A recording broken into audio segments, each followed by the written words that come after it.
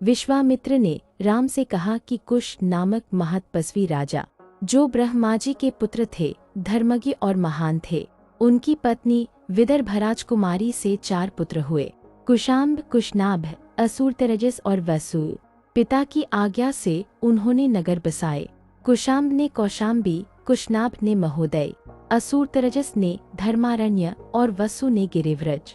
वसु की राजधानी गिरिव्रज वसुमती भी कहलाई, जिसके चारों ओर 5 पर्वत थे और बीच से सोन नदी बहती थी। यह नदी मगध पहुंचकर सुमागधी नाम से जानी गई और महात्मा वसु से संबंध रखती है।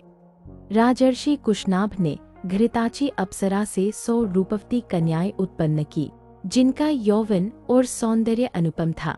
एक दिन वे सब उद्यान में गान, वादन और नृत्य करती आमोद प्रमोद में मग्न थी। उसी समय वायुदेव ने उनसे अपनी प्रेसी बनने का आग्रह किया और अमृत का वर देने का वचन दिया, किंतु कन्याओं ने हंसकर उत्तर दिया कि वे उनके प्रभाव को जानती हैं, पर उनमें अनुराग नहीं है और इस प्रकार का प्रस्ताव अनुचित है।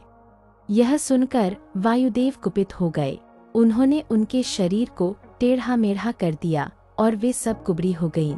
लज्जित और उद्विग्न होकर आंसुओं से भरी वे राजभवन लौटी। अपनी पुत्रियों को इस दशा में देखकर राजा कुशनाभ व्याकुल हो उठे और बोले, पुत्रियों, यह क्या हुआ? कौन धर्म का उल्लंघन कर तुम्हें इस स्थिति में ले आया? राजा कुशनाभ की 100 कन्याओं ने पिता के चरणों में प्रणाम कर कहा, राजन, वायुदेव ने अधर्मपूर्वक हम पर बल प्रयोग करना चाहा। हमने उनसे निवेदन किया कि हमारे पिता के पास जाकर वरण कीजिए, किंतु उन्होंने हमारी बात नहीं मानी और हमें कष्ट पहुंचाया। यह सुनकर धर्मात्मा राजा ने कहा, पुत्रियों, तुमने जो क्षमा धारण की है वही महान कार्य है। तुमने कुल की मर्यादा और धर्म को सर्वोपरि रखा, यह तुम्हारा महान तप है। राजा कुशनाभ ने 100 कन्याओं को सांत्वना देकर अंतःपुर भेजा।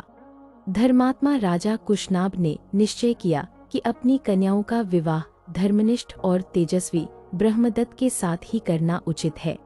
राजा ब्रह्मदत्त ने विधिवत सभी कन्याओं का पाणिग्रहण किया।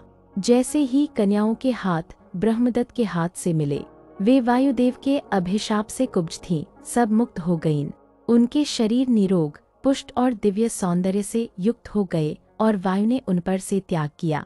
यह देखकर कुशनाभ का हृदय हर्ष और कृतज्ञता से भर गया। विवाह समारोह के पश्चात महाराज कुशनाभ ने ब्रह्मदत्त को अपनी पत्नियों और पुरोहितों के साथ आदरपूर्वक विदा किया।